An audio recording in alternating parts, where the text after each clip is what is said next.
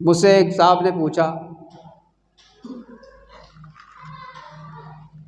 कि ये सैलाब ज़लज़ले ये मुसलमान मुल्कों में ज़्यादा आते हैं और ये इसराइल इतना जुल्म करता है, अमेरिका इतना जुल्म करता है, ये मज़े में रहते हैं। ये सवाल किया एक साहब ने मुझे।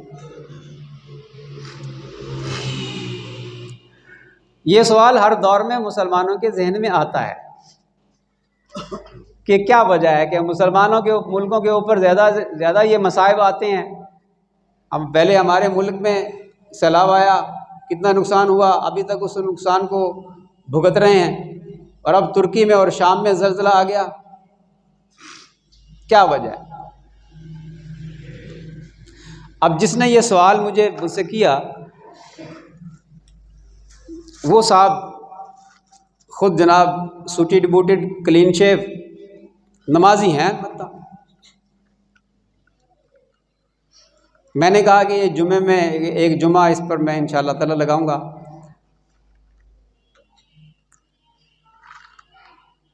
बात यह है कि हम अपने करतूत नहीं देखते, करतूत हमारे जैसे भी हैं, हम समझते हैं कि हम अल्लाह ताला के लाडले हैं, हम पर अजाब ना आए। अपने मुआशरे में हम नज़र डालकर देखें, अपनी ज़ात पर भी नज़र डालकर देखें, क्या हमने 5-6 फुट के जिस्म पर शरीयत नाफिज की है? अल्लाह ताला शानों का हम नाम लेते हैं, अल्लाह के नबी सल्लल्लाहु अलैहि वसल्लम का नाम लेते हैं, क्या हमने उनके नाम की लाज रखी है? अपने जिस्म पर हम ज़रा गौर करें। नाम लेते हैं अपने मौला का और अब नबी करीम सल्लल्लाहु अलैहि वसल्लम का कलमा पढ़ते हैं, और अपना लिबास हमारा यहूद व नसारा जैसा, अंग्रेज़ का लिबास, शक्ल हमारी अंग्रेज़ जैसी, हमारा हेयर स्टाइल अंग्रेज़ों जैसा। आप नाई की दुकान पे चले जाएं और कटिंग अंग्रेज़ों वाली करेगा, अगर आप उसे कुछ ना कहें उसने कटिंग अंग्रेज़ों वाली करनी। जब तक आप उसे कहेंगे ही नहीं कि इस्लामिक कट कर, अरबी कट कर, यहाँ से ना ये हमारे कान की लो से दूसरे लो तक सीधे काट बाल, आप उसे नहीं कहेंगे, अंग्रेजी कट करेगा। हम में से कितने हैं जो सुन्नत के मुताबिक बाल कटवाते हैं, लिबास सुन्नत के मुताबिक पहनते हैं, शक्लें सुन्नत के मुताबिक बनाई हैं? कितने हम में हैं? हमारा कारोबार सुन्नत के मुताबिक है? जो ताजिर ऐब, एक चीज़ के अंदर ऐब है वो बताए बगैर फरोख्त कर दे, वो मौत तक अल्लाह ताला शान के गज़ब में रहता है, जब तक वो तौबा ना करे और उसका अज़ाला ना करे। कितने हम में जो ऐब बता कर दे सौदा बेचते हैं जी। हुब्बुद दुनिया रासु कुल्ली खतियान, ये मैं हदीस अपने हर बयान से पहले इसको पढ़ता हूँ, हदीस को, कि माल की मोहब्बत हर खता की जड़ है। ये दुनिया की मोहब्बत है जो इसको सुन्नत के मुताबिक, शरीयत के मुताबिक तजारत नहीं करने देती। सूद हमारे यहाँ आम है, आप देख लें। आपके यहाँ तो मैं जानता नहीं, लाहौर में रिक्शों के पीछे इश्तहार लगा होता है, बोली वाली कमेटी। बोली वाली कमेटी सूद है। घर गिरवी लेते हैं,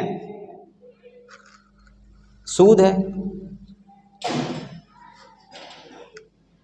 कितने लोग हैं, मेरे पास एक साहब मुलाजमत करते थे, बड़ी उम्र के, रिटायर।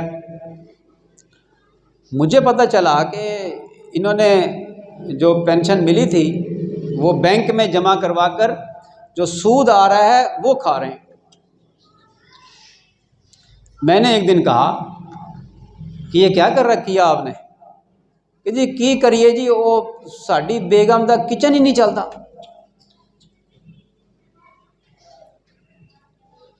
कितने लोग हैं जिन्होंने फिक्स अकाउंट के अंदर रकम जमा करवाई हुई है और वो सूद खा रहे हैं।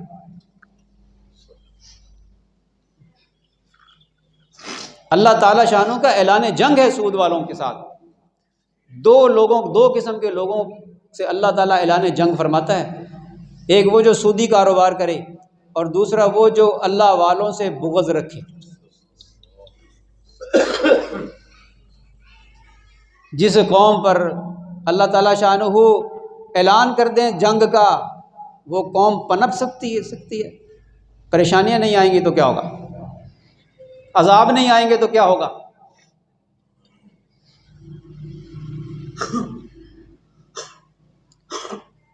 सूद का इतना गुनाह है, फरमाया कि एक शख्स माज़अल्लाह अपनी माँ से जना करे, 70 गुना उससे ज़्यादा गुनाह है इसका, सूद का। सारा मुआशरा सूद में झगड़ा हुआ है। सूद पर कर्जे लेते हैं, फिर हम किस मुंह से कहते हैं कि अजाब हम पर ना आए, उन पर आए। अपनों को पहले पकड़ा जाता है, पहले अपनों को सजा दी जाती है। तुम्हारे जिम्मे क्या काम था और तुम कर क्या रहे हो। कितने मुलाजम पेशा हैं जो दयानतदारी के साथ मुलाजमत करते हैं। मसले सीखे हैं हमने मुलाजमत के। गवर्नमेंट मुलाजिम अपने साथी को कहकर चला जाता है, जी मैं थोड़ा पीछे संभाल लेना। टीचर, गवर्नमेंट टीचर कहते ज़रा मेरी क्लास को देख लेना ज़रा, मुझे फ़लाना काम है। जितनी देर तक वो ड्यूटी पर नहीं होगा उतनी देर की आमदनी इसकी हराम है। और वो जो इसका मुआविन है, वो गुनाह में इसका मुआविन है, वो भी गुनाहगार हो। हेडमास्टर को भी इजाज़त नहीं है कि वो इस तरह की इजाज़त दे। छुट्टी का बाकायदा कानून है, कोई भी माफ़ नहीं कर सकता। कितने हैं गवर्नमेंट मुलाजिम, काम अपना है। मैं छोटी छोटी मिसालें देता हूँ आपको। टेबल पर से कागज़ लिया और टेबल पे से कलम लिया और अपना पैगाम लिख कर दे रहे हैं। भाई वो कागज़ पेंसिल तुम्हारे बाप का है, उस पर तो गवर्नमेंट का काम होगा, हुकूमती काम होगा। वो काम तुम अपने इस्तेमाल में ला रहे हो।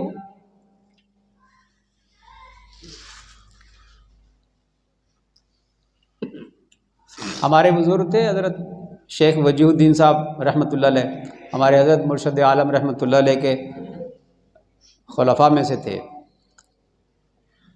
इंजीनियरिंग यूनिवर्सिटी में पढ़ाते थे। पूरे वक़्त पे आते थे क्लास में और पूरा वक़्त पढ़ाते थे। अगर लेक्चर पूरा हो जाता तो बैठ जाते थे और फरमाते थे कि किसी ने कोई बात पूछनी है पूछ लो, मैं यहाँ बैठा हूँ। एक नौजवान ने, तालिब इल्म ने पूछा मसला दीन का, तो फरमाने लगे कि मैं यहाँ लेक्चर देने के लिए आता हूँ, मैं मसले बताने के लिए नहीं आता। तुमने मसला पूछना है तो क्लास के बाद मेरे पास आना।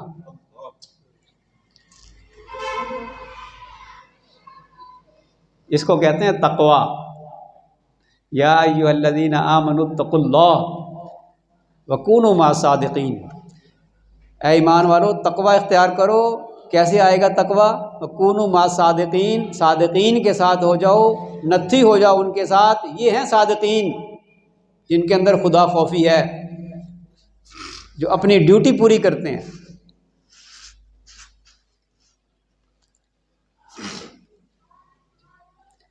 तो हम अपनी ज़िंदगियों पर ज़रा नज़र दौड़ाएं ना। एक और बड़ी मिसाल, ये मैं छोटी छोटी मिसालें दे रहा हूँ।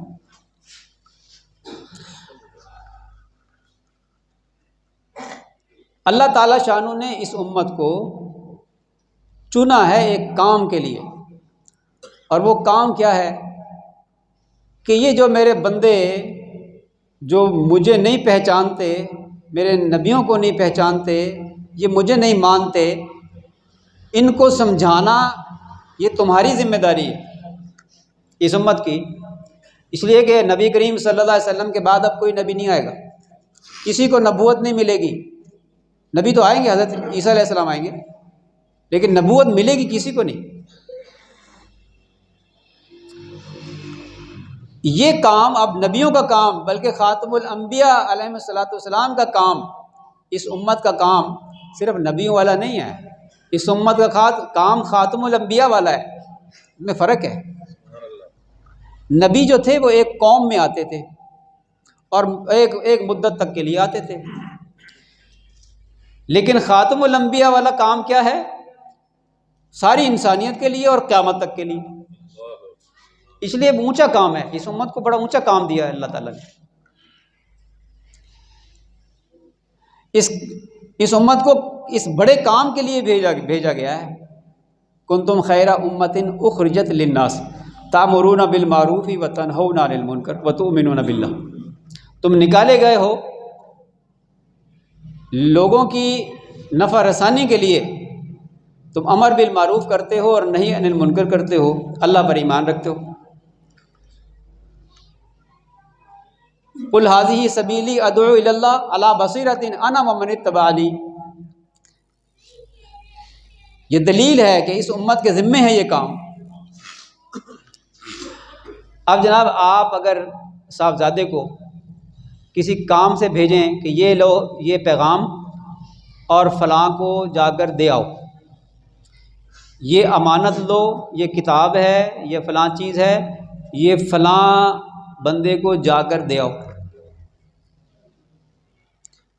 और साहबजादा रास्ते में खेलना शुरू कर दे और बर वक्त वो पैगाम ना पहुँचाए, और आपको जब इल्म होगा तो आप क्या करेंगे?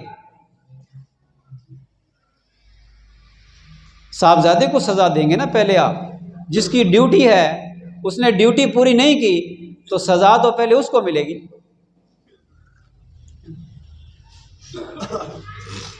तो क्या हमने इन कुफार तक अल्लाह ताला का पैगाम पहुंचा दिया है? क्या हमने अपनी ड्यूटी पूरी कर दी है? अभी तो सज़ा के लिए इतनी सारी बातें जो अर्ज़ की हैं कि हमारा मुआशरा बिगड़ा पड़ा है। हम अपने शादी ब्याहों को देख लें, क्या हमारी शादी ब्याह के अंदर शरीयत और सुन्नत की पासदारी होती है? क्या हमारी औरतें पर्दा करती हैं? क्या हमारे घर की ज़िंदगी शरीयत के मुताबिक है? क्या हमारे बाज़ार शरीयत और सुन्नत के मुताबिक हैं? क्या हमारे डॉक्टर शरीयत के मुताबिक काम कर रहे हैं? क्या हमारे इंजीनियर शरीयत के मुताबिक काम कर रहे हैं? क्या हमारे मज़दूर शरीयत के मुताबिक काम कर रहे हैं?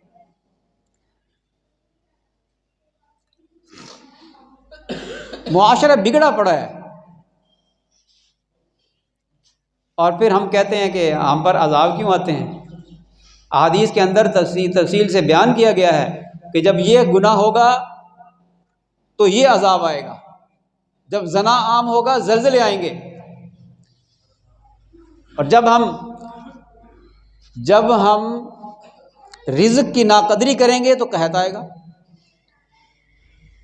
हमारे कितने घर हैं कि जहाँ शरीयत और सुन्नत के मुताबिक खाना पकाया और खाया जाता है, कितने जो प्लेट साफ़ करते हैं, खाना खाते हैं, सालन उसमें छोड़ देते हैं, और हमारी औरतें जब उस प्लेट को धोती हैं तो वो सालन नाली में बह जाता है और ज़र्रात जो है वो कूड़े में चले जाते हैं। होता कि नहीं? पानी हम ज़ाया करते हैं। जब इतनी अल्लाह ताला की नेमतों की नाक़दरी करते हैं और फिर कहते हैं हम अल्लाह ताला के लाडले हैं, हम पर अज़ाब ना आए, महंगाई ना हो। महंगाई हो गई, ये भी कहत की एक किस्म है कि आपके पास वसाइल कम हो और चीज़ें महंगी हों। हम हुकूमत को कोसते हैं, अपने आमाल को दुरुस्त नहीं करते। होना ये चाहिए कि अगर महंगाई हो गई तो हम तौबा इस्तग़फ़ार करें। अभी जैसे अर्ज़ किया, तौबा इस्तग़फ़ार नुस्खा है रिज़्क़ को खींचने का, लेकिन ये ज़ुबान से नहीं, तौबा भी करें। जो हम अल्लाह ताला शानू की नेमतों को ज़ाया करते हैं उससे तौबा करें, आज से हम नियत करें कि हम खाना खाएंगे, सुन्नत के मुताबिक प्लेट को साफ करेंगे। एक सुन्नत पे भी आज नियत कर ली ना, तो हम समझेंगे कि यह आज का हमारा बयान जो है ना वो बस कामयाब हो गया।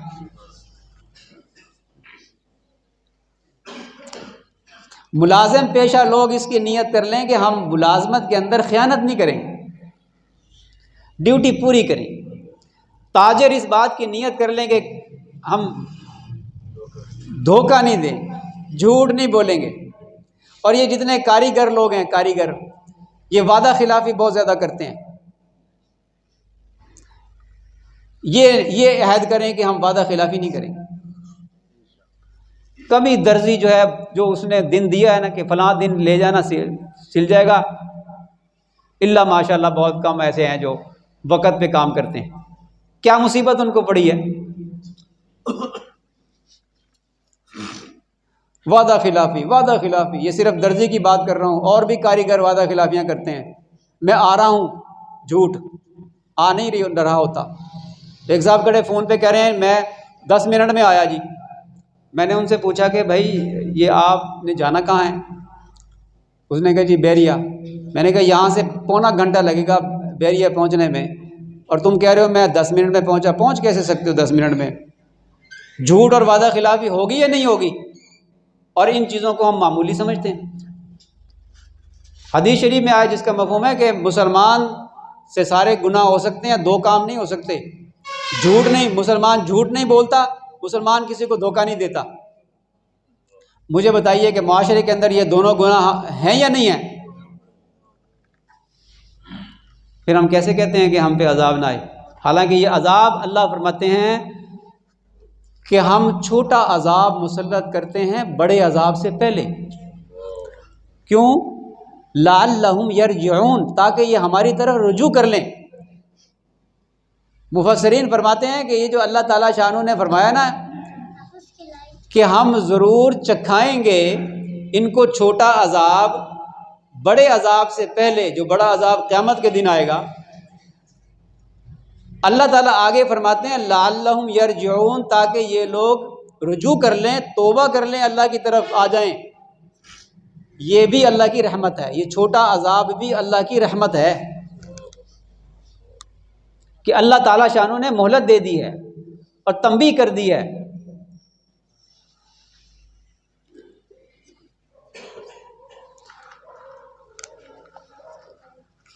आपके उस घड़ी में तो 11:15 बजे हैं